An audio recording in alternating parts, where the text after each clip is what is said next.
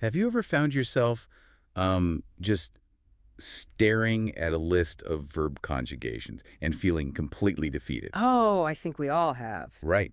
You look at these words and you're trying to force them into your brain through like sheer willpower.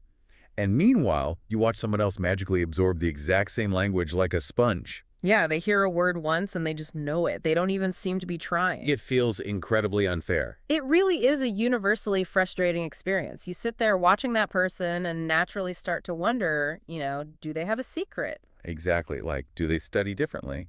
Or do they just have a fundamentally different kind of brain than the rest of us? Well, that's exactly what we're looking at today. Yeah. Today's deep dive is all about the hard science of the polyglot brain. We want to find out if those people actually have a genetic superpower or if, the rest of us are just approaching this the wrong way. We've got a fantastic stack of research covering biology, age, memory, and psychology. And hey, if you are listening to this right now, you are actively learning English. So we are going to keep the science clear, break down any complex jargon, and really figure out the mechanics of how your brain is actually processing this language. The overarching theme in the research is understanding what is hardwired into your biology versus what you can actually control. I honestly look at language learning a lot like a physical workout. Some people are undeniably born with a genetic head start, right? Oh, definitely. Like Right. having naturally long legs for running. Yeah. Or a specific muscle fiber type that makes lifting heavy weights easier. But having those genetic gifts doesn't mean you just wake up one day and run a marathon. No, you still have to put in the reps. Exactly. The goal today is to figure out your own baseline so you know how to train effectively. Right. And if we start with that baseline, the genetic head start, we have to look closely at the biological blueprint because the research shows that, yes, some brains are physically wired to process language more efficiently right from birth. Wait, so if someone has this natural wiring, are they just magically fluent without trying? Like, what is the actual physical difference inside their head? Well, it comes down to a few factors, but a What? major one is the FOXP2 gene. In the scientific community, it's often nicknamed the language gene. The language gene. Yeah, but it doesn't give you vocabulary. Variations in this specific gene influence the motor control of your mouth and face, and this is key how efficiently your brain processes syntax. The syntax being like the order of words in a sentence. Exactly. But genetics is just the instruction manual, The real magic is in the physical structure the brain builds, specifically something called white matter integrity. Okay, I've always pictured the brain as gray matter, Yeah. the wrinkly outside part where the actual thinking happens. Yeah. So what is white matter? Is it like the internal cables connecting the computers? That's actually a highly accurate way to look at it. The gray matter is the processing center, and the white matter consists of millions of nerve fibers transmitting signals across different regions. So it's the network. Right. And a fascinating study in the Journal of Neuroscience looked at a very specific bundle of these cables called the arcuate fasciculus. That's quite a name. It is. It's basically the superhighway connecting the frontal lobe where you produce speech and the temporal lobe where you comprehend sounds. Oh, wow. And what did they find out about this superhighway? They found that the physical strength and insulation of these specific cables can actually predict how fast someone learns new words. Insulation, like on a wire. Exactly like that. Yeah. In biology, nerve fibers are coated in a fatty substance called myelin. It acts just like the rubber insulation around an electrical wire. The thicker the myelin, the faster the signal travels without leaking energy. Ah, I see. So people with higher white matter integrity have exceptionally well-insulated cables in their language centers. The data just moves incredibly fast. So thicker, more insulated cables mean the information travels faster from the hearing part of the brain to the speaking part? Right. And it explains some extreme historical cases. Like, consider Emil Krebs. He was a German diplomat from the early 20th century, and he reportedly spoke 68 different languages fluently. Wait, 68? That goes way beyond a hobby. That's a completely different level of human capability. It really is. And after he died, scientists actually preserved his brain to see if they could find out why. Really? Did they find anything? They did. Decades later, they analyzed it and discovered that Broca's area, that's the specific region in the frontal lobe responsible for speech production, had a completely unique cellular architecture. You mean it was physically different? Yes, the neurons were packed and arranged in a way that is significantly different from the average human brain. His physical hardware was quite literally built differently. Okay, let's unpack this for a second. If Emil Krebs had a biologically unique brain, doesn't that prove fluency is just a genetic lottery? Not necessarily. Because why should anyone bother putting in hours of study if they don't have this mutant Broca's area or super insulated white matter cables? Mm. Am I just doomed to struggle forever? No, not at all. That's the danger of looking only at the extremes. Biology is just the starting line. It dictates the initial speed of the signal, but it does not dictate your final destination. So normal brains can still get there. Absolutely. Millions of people achieve total fluency in a second or third language with completely average normal brain architecture. It just means the route your brain takes to get there might require more conscious effort initially. Okay, so Krebs had the permanent physical hardware. But what about time? Because if biology is fixed, you still see wildly different results based on age. Oh, age is a huge factor. Right. You see immigrant families move to a new country. The parents might study and work for decades, but they keep a heavy accent and struggle with grammar. Meanwhile, their 7-year-old child picks up the language in a few months and sounds like a native speaker. It's a classic example. If biology is the main factor, why does the parent's brain fail where the child succeeds? Well, it's because the physical structure of the brain changes dramatically over time.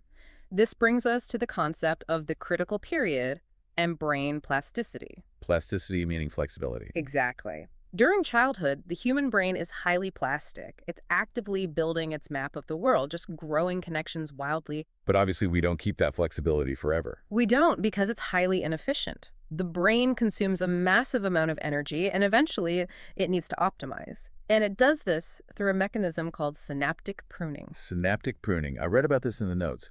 Is it basically like a gardener trimming a tree? Yeah, that's a perfect analogy. Because if a tree has hundreds of tiny, weak branches, it can't grow very tall.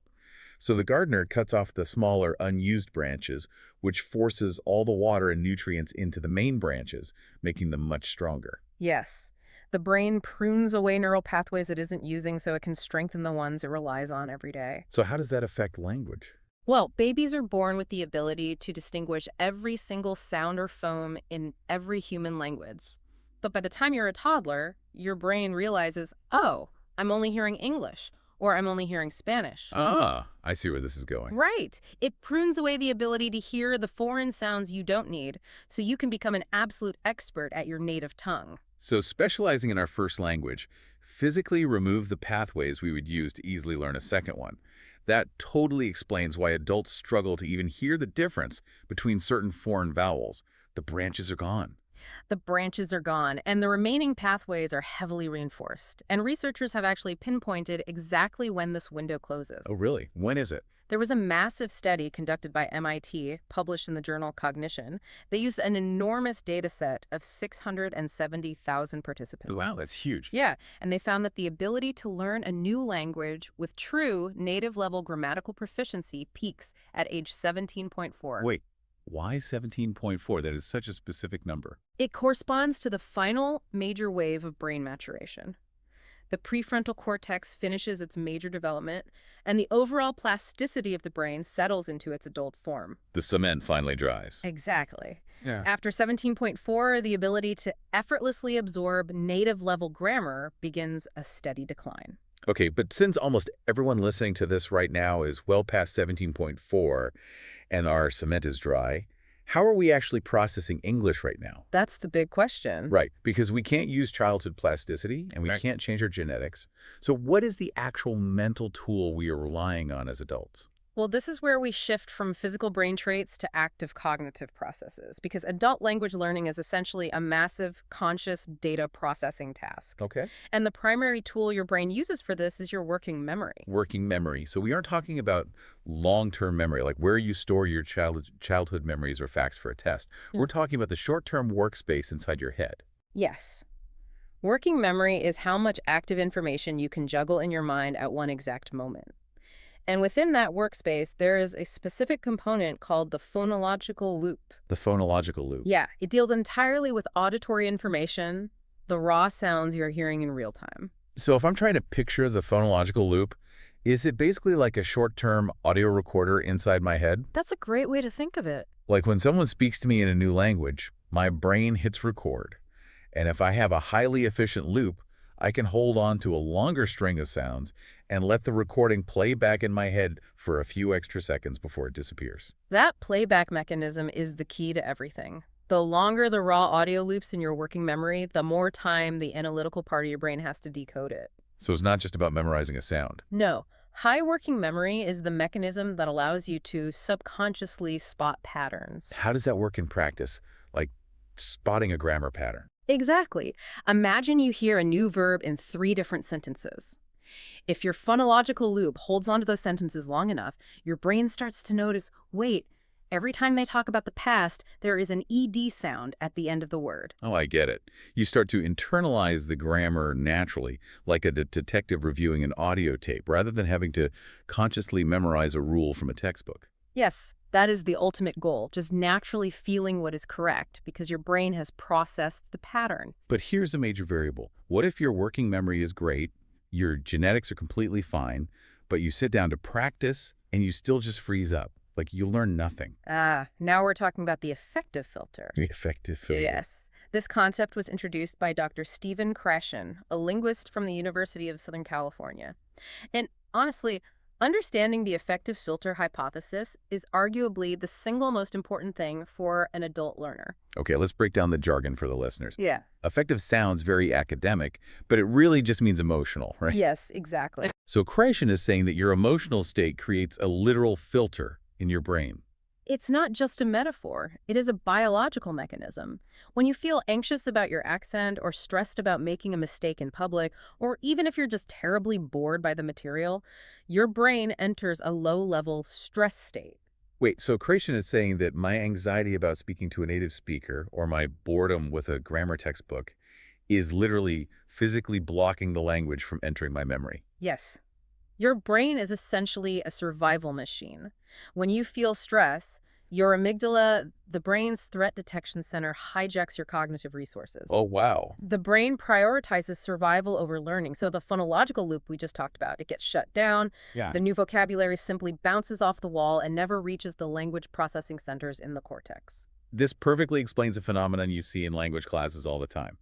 Extroverts almost always seem to learn faster at the very beginning of their journey. You absolutely do. And it's not that they have better memories, it's that their filter is lower. Exactly, because extroverts generally experience less social anxiety. They are more willing to make mistakes in public.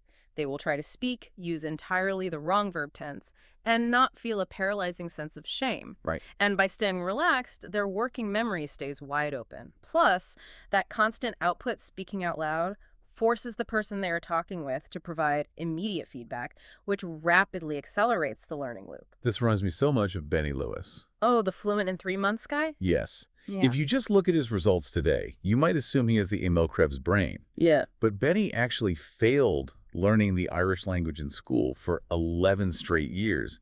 He was absolutely not a natural genius. He is a textbook case study for the power of the effective filter. His early failures weren't due to a lack of intelligence. They were due to the traditional high-stress, perfection-focused school environment. Completely. And his ultimate success later in life came from a philosophy he calls speak from day one. He completely embraces the embarrassment of being wrong. Which is so hard to do. It is. But he accepts that he's going to sound silly, he's going to make ridiculous mistakes, and he actively refuses to let it cause him anxiety. By intentionally removing the stress, he takes down the biological wall, and the language is allowed to flow straight into his working memory. The implication of that is massive. It means that a huge portion of your learning speed is entirely within your control. It's about actively managing your own psychology, calming your amygdala, and creating an internal environment where your brain feels safe enough to learn. So let's play this out. Let's say you manage your psychology, you lower your effective filter, you push through the awkwardness, and you successfully learn a second language. Okay. If Benny pushed through and lowered his filter, does his brain change? Yeah. Like, if you decide to learn a third language, is the process harder or easier than the first time? Oh, it gets significantly easier. Linguists call this the snowball effect, looking specifically at language transfer and third language acquisition. The fundamental rule is, well, the more you know, the easier it gets. Why is that? Are we suddenly growing thicker white matter cables just by practicing? It's less about changing the physical cables and more about leveraging the software you have already installed. The most obvious way is through cognates and structural similarities. Like shared words. Right. If a native Spanish speaker decides to learn Italian, they are absolutely not starting from zero. The languages share a common Latin ancestor, meaning Thousands of words sound almost identical, and the grammatical frameworks match. They are practically starting at 80% proficiency. But what if the languages share absolutely nothing? What if an English speaker learns Japanese and then decides to tackle Russian? There are no shared words or cognates to lean on. That brings us to metalinguistic awareness. This is a fantastic cognitive milestone. By going through the struggle of learning a second language, your brain has essentially learned how to learn a language. What does that mean in practice? How to learn? You become aware of abstract grammatical concepts that don't exist in your native tongue. If you only speak English, the idea that a table is a feminine word and a chair is a masculine word seems utterly illogical. Right, it doesn't compute at all. But once you fight through learning Spanish and finally grasp the concept of gendered nouns, your brain creates a mental file folder for that idea. Ah, I see. So years later, when you learn Russian and encounter gendered nouns again, your brain doesn't trigger a stress response. It says, oh, I know how this mechanism works, and simply sorts the new vocabulary into the existing folder. You know, if I'm thinking about metalinguistic awareness, the best analogy I can come up with is learning to drive a manual transmission car. Okay, I like that. If you've only ever driven an automatic, getting into a stick-shift car for the first time is terrifying. You're trying to balance the clutch pedal, the gas, the steering wheel, and the gear shifter all at once. The car stalls, you panic, your effective filter goes way up. The cognitive load is entirely overwhelming. Right. But once you finally understand the friction point, and your brain builds the physical coordination to operate a clutch, the mystery is completely gone. Exactly. If you then jump into a totally different brand of manual car, say, moving from a Honda to a Porsche, it might feel a little stiff or strange for the first 2 minutes, but you know the underlying mechanics. You don't have to relearn what a clutch is, you just drive away. Yeah. That is metalinguistic awareness. It's the perfect comparison. Right. You are no longer learning how to drive, you're just learning the specific quirks of a new vehicle. Let's bring all this science together because we've covered everything from genetics to psychology today. Yeah. If we map out the research, it really falls into two distinct categories, right? Things you cannot change and things you absolutely have the power to control. Exactly. Brain anatomy, like your FOXP2 gene variations and your natural white matter integrity, is fixed.